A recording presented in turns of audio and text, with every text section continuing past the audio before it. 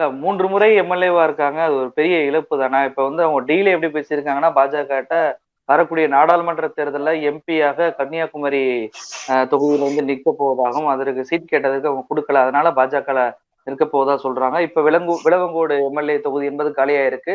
அத பாஜக சார்புல நீங்க எந்த வேட்பாளர் நிறுத்துறீங்களோ அவங்கள நான் ஜெயிக்க வச்சு காமிக்கிறேன் அப்படின்றதான் டீல் பேசப்பட்டிருப்பதாக தகவல் வந்திருக்கு. ஒருவேளை கன்னியாகுமரி தொகுதியில் விஜயதாரணி நிறுத்தப்பட்டால் வெற்றி பெற வாய்ப்பு இருக்கா? ஏற்கனவே பொன்னார் வந்து அந்த சீட்ல நிக்கணும்னு ஆசைப்பட்டிருக்கிறாரு. இன்னொரு பக்கம் பாஜகவை விளவங்கோடு தொகுதியில் நிறுத்தி வெற்றி பெற வைக்கக்கூடிய அந்த திறமை என்பது விஜயதாரணிக்கு இருக்கா? உங்களுடைய பார்வை என்ன? இல்ல, பாஜகவினுடைய வேட்பாளராக விளவங்கோட்டிலே வந்து விஜயதாரணி நின்னா கூட திருப்பி ஜெயிக்க முடியாது. அதான் உண்மை. அந்த பகுதி அப்படிங்கிறது வந்து கன்னியாகுமரி பகுதி வந்து எப்போதுமே தேசிய கட்சிக்கு ஆதரவான பகுதி தான். அதாவது மார்க்சிஸ்ட் கம்யூனிஸ்டா இருக்கட்டும், அதே போல காங்கிரஸா இருக்கட்டும், பாஜகவாக இருக்கட்டும், ஓரளவுக்கு அவர்கள் வளர்ந்திருக்கிற பகுதிகள். தமிழ்நாட்டோட மற்ற மாவட்டத்துல ஒப்பிட்டீங்கன்னா தேசிய கட்சிகள் வந்து மாநில கட்சிகளுக்கு இணையா இருக்க மாட்டாங்க. ஆனா எப்பவுமே கன்னியாகுமரியை பொறுத்தளவு அவர்கள் திமுக அதிமுகவுக்கு சமமாக இணையாக அந்த பகுதியில தேசிய கட்சிகள் எப்பயும் வளர்ந்திருப்பாங்க. அந்த வகையில் தான் விஜயதாரணி வந்து வெற்றி பெற்றாரே தவிர இந்த விஜயதாரணி அவருடைய சொந்த செல்வாக்குல எல்லாம் வெற்றி பெறல. அதுதான் உண்மை. ஏன்னா அதற்கு முன்பாகவும் பெரிய அளவில் களப்பணிலாம் செஞ்சவங்க கிடையாது விஜயதாரணி. மேலிடத்தில் இருந்த பழக்கத்தை வைத்துக் கொண்டு உச்சநீதிமன்றத்தினுடைய வழக்கறிஞராக இருந்தார். அந்த அடிப்படையில் மேல்மட்ட தொடர்புகளை வளர்த்து கொண்டு அதன் மூலமாக அவர் வந்து சமீபத்துல கூட நான் ஒருவர்கிட்ட பேசிக் கொண்டிருந்த போதுதான் இன்னொரு விஷயம் தெரியும். கவிமணி தேசிய விநாயகம் அவர்களுடைய பேத்தின்னு அவங்க தன்னை வெளிப்படுத்தி கொண்டிருக்கிறார். ஆனா ஒரு தமிழ்நாட்டினுடைய ஒரு மிக முக்கிய அரசியல் தலைவரோடு நேற்றைய முன்தினம் வந்து விமான நிலையத்துல பேசிக் கொண்டிருந்த போதுதான் சொன்னார், அவர் வந்து நேரடி பேத்தி எல்லாம் கிடையாதுங்க, அவங்க அப்படி சொல்லிக்கிறாங்க அப்படின்னு சொன்னாங்க. அப்போ தன்னை முன்னிறுத்துவதற்காக அவர் சொன்ன அந்த காரணமே வந்து முழுமையான உண்மையான காரணம் அல்ல, உண்மையான ஒரு உறவு அல்ல. அவர் கவிமணியுடைய பிரபலத்தை அவர் பயன்படுத்தி கொண்டார். அதை வச்சு வந்து அவர் வந்தாரு. அந்த பகுதி எப்போதுமே வந்து திமுக காங்கிரஸ் ஆதரவு அந்த கூட்டணி வரும் பொழுது 2016 வந்து அம்மையார் ஜெயலலிதா இருக்கும் பொழுது அவர்கள் ஆட்சியை பெற்ற போது கூட அதிமுக வந்து இங்க டெபாசிட் இழக்குது. கன்னியாகுமரி மாவட்டத்துல கன்னியாகுமரி மாவட்டத்துடைய 6 தொகுதியையும் திமுக காங்கிரஸ் கூட்டணி தான் கைப்பற்றும். அப்படித்தான் ஜெயித்தவர் விஜயதாரணியை தவிர விஜயதாரணிக்கு தனிப்பட்ட செல்வாக்கெல்லாம் ஒன்றும் கிடையாது.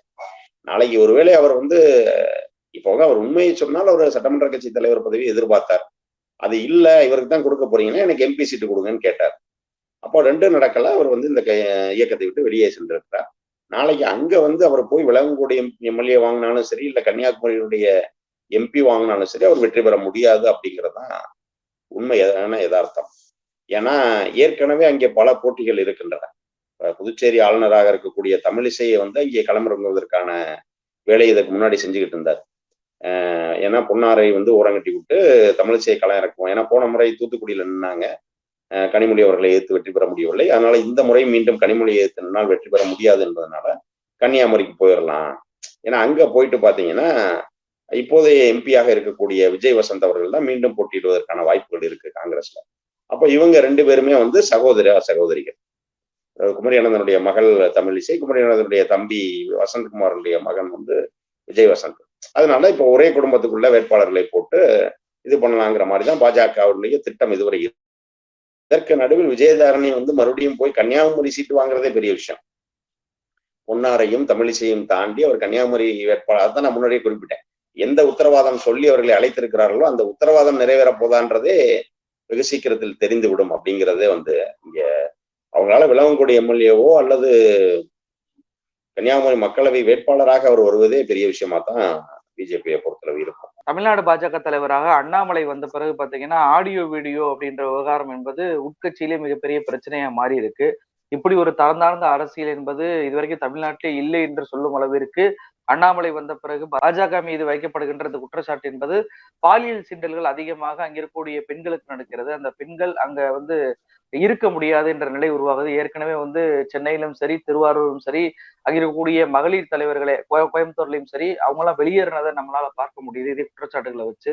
அப்படி இருக்கும்போது விஜயதாரணி அவர்கள் பெண்களுக்கு பாதுகாப்பாக இருக்கக்கூடிய இயக்கம் வந்து பாஜக தான், அங்கதான் வந்து பெண்களை அங்கீகரிக்கிறாங்க அப்படின்னு சொல்லி இணையக்குழுவதை எப்படி பார்ப்பது? முரண்பாடா இல்லையா? இல்ல, கண்டிப்பாக. அதாவது நான் என்ன பாக்குறேன்னா தமிழ்நாடு பாஜக மட்டும் இல்ல, பாஜகவை நீங்க டோட்டலாவே பாத்தீங்க அப்படின்னா அது வந்து பாரதிய ஜனதா பார்ட்டியா அப்படிங்கல பாலியல் ஜல்சா பார்ட்டியாங்கிற அளவுக்கான ஒரு நிலைதான் வந்து இருக்கிறது. இப்போ நீங்க உதாரணத்துக்கு எடுத்துக்கிட்டோம்னா 2012 வந்து கர்நாடகால சட்டப்பேரவைக்குள்ளேயே 3 அமைச்சர்கள் வந்து ஆபாச படம் பார்த்தாங்க தங்களுடைய இதுல. அதை வந்து தொலைக்காட்சிகளில் தெரிந்த உடனேயே அது ஒரு பெரிய விவாத பொருளானது. அவங்க மூவருமே தன்னுடைய பதவியை விலகினார். அதே போல 2017 எடுத்துட்டீங்கன்னா ஜூன் மாதம் வந்து உத்தரப்பிரதேசல உன்னவ் அப்படிங்கிற அந்த ஊர்ல பாத்தீங்கன்னா அந்த உத்தரப்பிரதேசனுடைய பங்கர்சர் மால் அந்த தொகுதியினுடைய பிஜேபி எம்எல்ஏ குல்தீப் சிங்கும் அவருடைய சகோதரரும் சேர்ந்து அந்த ஒரு 17 வயது பெண்ணை வந்து பாலியல் பலாத்காரம் செய்தார்கள். அது ஒரு பெரிய பிரச்சனையாகி காவல்துறை எல்லாம் கம்ப்ளைண்ட் எல்லாம் போன உடனே அது ரொம்ப பரவுதுங்கிறதுனால ஒரு 6 மாதம் கழித்து ஏப்ரல் 2018 ஏப்ரல் 3ஆம் நாள் வந்து காவல் நிலையத்தில் வைத்தே அந்த பெண்ணுடைய தந்தை கொலை செய்யப்பட்டார். ஆனா இவ்வளவு நடக்குது. அவர் குல்தீப் சிங் பாஜகவுடைய எம்எல்ஏ கைது செய்யப்படவே இல்லை. இப்ப நீண்ட போராட்டங்களுக்கு பிறகு 2018 ஏப்ரல் 14ஆம் நாள் தான் குல்தீப் சிங் வந்து கைது செய்யப்பட்டார். அதே போல பாத்தீங்கன்னா காஷ்மீர் எடுத்துக்கிட்டீங்கன்னா 2018 ஜனவரி 10ஆம் தேதி வந்து ஆசிஃபாங்கிற சிறுமி, இந்த தேசம் முழுக்க அனைவருமே வந்து கண்ணீர் வடித்த அந்த துயர சம்பவம். ஒரு 8 வயது சிறுமியை வந்து 3 நாட்கள் அடைத்து வைத்து தொடர் பலாத்காரம் செய்தார். அப்போ அந்த குற்றவாளிகளுக்கு எதிராக வந்து கைது செய்யணும்னு இது பண்ணி குற்றவாளிகள் கைது செய்யப்பட்டிருக்காங்க. ஆனா அந்த குற்றவாளிகளை விடுதலை செய்யணும்னு ஒரு போராட்டம் நடக்குது. அந்த போராட்டத்துக்கு யார் தலைமை தாங்குறா அப்படின்னா பாஜகவினுடைய அமைச்சர்கள் லால் சிங் அண்ட் சந்தர் பர்கஸ் கங்கா அப்படிங்கிற இருவரும் வந்து போராட்டம் நடத்துகிறார்கள். அங்கே வந்து மிகப்பெரிய ஒரு எதிர்ப்பு கிளம்பிய உடனே இருவருமே தங்களுடைய அமைச்சர் பதவியை வந்து ராஜினாமா செய்யக்கூடிய ஒரு சூழல்.